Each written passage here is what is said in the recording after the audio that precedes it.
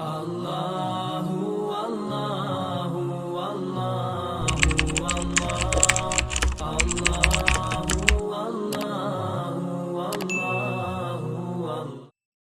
بندہ جو نیکیوں کو اپنے دامن میں سمیٹ لے، فرائض کی مکمل پابندی کر لے، مستحبات اور نوافل کا اہتمام کر کے اللہ رب العالمین کی قربت حاصل کرے، دعا و مناجات کا اہتمام کرے، اوراد اور وظائف سے اپنے زبان کو تر رکھے، اور مصروفیت اور مشغولیت کے درمیان بھی وہ اللہ کی بڑائی بیان کرے، اللہ کی وحدانیت کا اعتراف کرے اور اللہ کی تقدیس اور تحمید کرتا رہے، وہ انسان بہت ہی مبارک انسان ہے، بہت ہی سعادت مند انسان ہے۔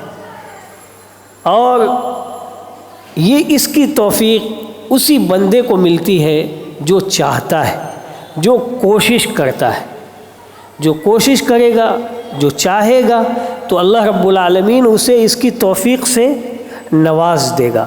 اور جب عبادت کی توفیق مل گئی، اللہ کے ذکر کی توفیق مل گئی، اس کے تقدیس اور تحمید کی توفیق مل گئی، آپ یقین جانیے اس سے بڑی توفیق اور ہو ہی نہیں سکتی، اس سے بڑی سعادت اور کچھ ہے ہی نہیں، اس سے بڑی مالداری اور کچھ ہے ہی نہیں کہ ایک بندہ اللہ رب العالمین کی قربت حاصل کر لے۔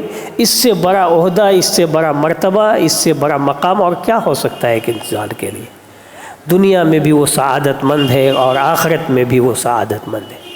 بھائیو، محترم بزرگوں، یہ کیسی محرومی ہوگی اور کس قدر تعجب خیز یہ محرومی ہوگی کہ کائنات کی ساری مخلوقات رب العالمین کی تسبیحات کر رہی ہیں، اس کی تقدیسات کر رہی ہیں، اس کی تحمید میں لگی ہوئی ہے، یعنی اس کی بڑائی بیان کر رہی ہے، اس کی وحدانیت کا اعتراف کر رہی ہے، اس کی تقدیس کر رہی ہے، یعنی اس کی پاکی بیان کر رہی ہے، اس کی ثنا کر رہی ہے ساری کی ساری مخلوقات، کائنات کی ساری مخلوقات، اور ہم محروم ہوں۔ یہ کتنی تعجب خیز محرومی ہے۔ جو محروم ہوا حقیقت میں وہ بہت بڑی محرومی کا شکار ہوا۔ تسبح له السماوات السبع والارض ومن فيهن وان من شيء الا يسبح بحمده ولكن لا تفقهون تسبيحهم انه كان حليما غفورا۔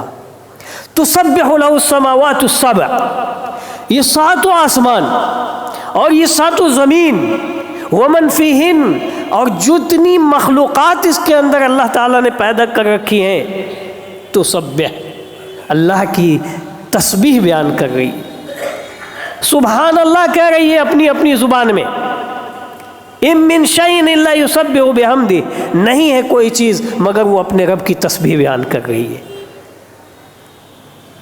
ہر چیز، کائنات کی ہر مخلوق اپنے رب کی تسبیح بیان کر رہی ہے، وَلَكِنْ لَا تَفْقَهُونَ تَسْبِيحَهُمْ، لیکن تم ان کی تسبیح کو نہیں سمجھ سکتے، اس لیے کہ تمہاری وہ زبان نہیں ہے۔ چاہے وہ جمادات ہو، چاہے وہ نباتات ہو، چاہے وہ حیوانات ہو، اِن مِّن شَيْءٍ، جو بھی مخلوق ہو وہ اللہ کی تقدیس اور بڑائی بیان کر رہی ہے۔ اور یہ میں کہتا رہتا ہوں کہ یہ جتنی ہلکی عبادت ہے، جتنی آسان ترین یہ عبادت ہے، اتنی ہی زیادہ یہ مشکل ہے، اس لیے کہ اس کی توفیق نہیں ملتی، اس کی توفیق نہیں ملتی ہے۔ جتنی آسان ہے اتنی ہی زیادہ یہ مشکل ہے۔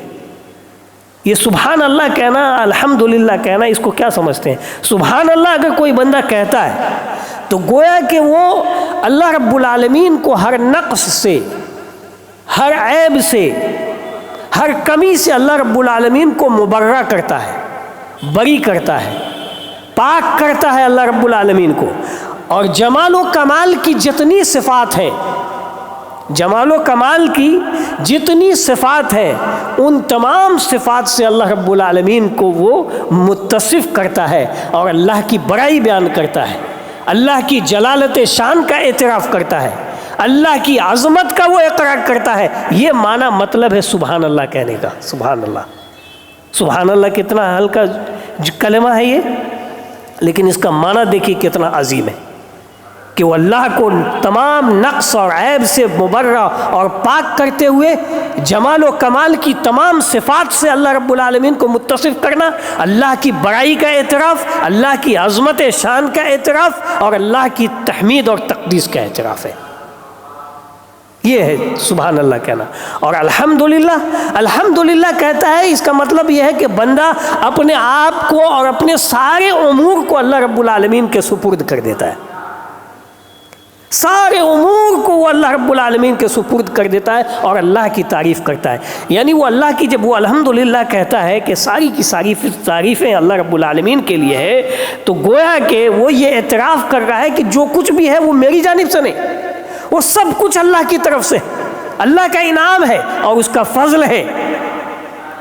اور پھر اپنی محتاجی کو اللہ رب العالمین کے سامنے پیش کر دیتا ہے کہ میں بے کس ہوں، بیچار ہوں، لاچار ہوں، اور پوری مخلوقات لاچار ہے اور بے بس ہے، اور ساری کی ساری تعریفیں رب العالمین تمہارے لیے ہے۔ اللہ اکبر، یہ الحمدللہ کا مطلب۔ اور اللہ اکبر کا مطلب پوری کائنات سے اللہ رب العالمین بڑا ہے۔ لا الہ الا اللہ کا مطلب اللہ رب العالمین کی توحید کا اعتراف کرنا ہے، اس کی الوہیت کا اعتراف کرنا ہے کہ وہی وہ معبود برحق ہے اور اس کے علاوہ کوئی دوسرا معبود ہے ہی نہیں۔ معبود برحق حقیقی وہی ہے اور وہی ساری عبادتوں کا اکیلا مستحق ہے۔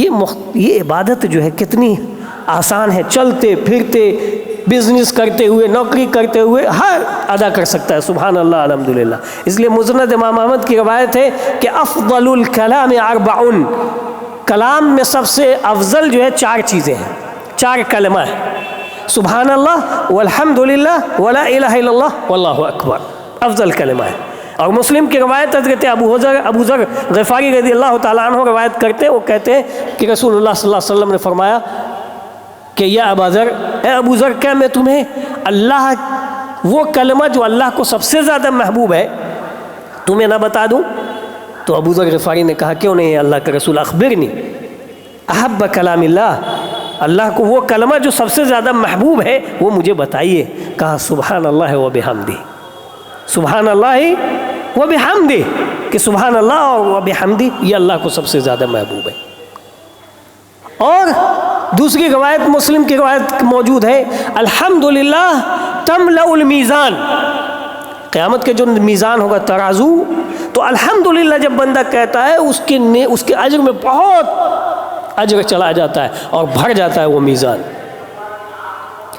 والحمدللہ، سبحان اللہ والحمدللہ تملأ ما بین السماوات والارض، اور کوئی بندہ سبحان اللہ والحمدللہ کہتا ہے تو آسمان اور زمین کی پوری خلا بھر جاتی ہے اجر اور ثواب سے۔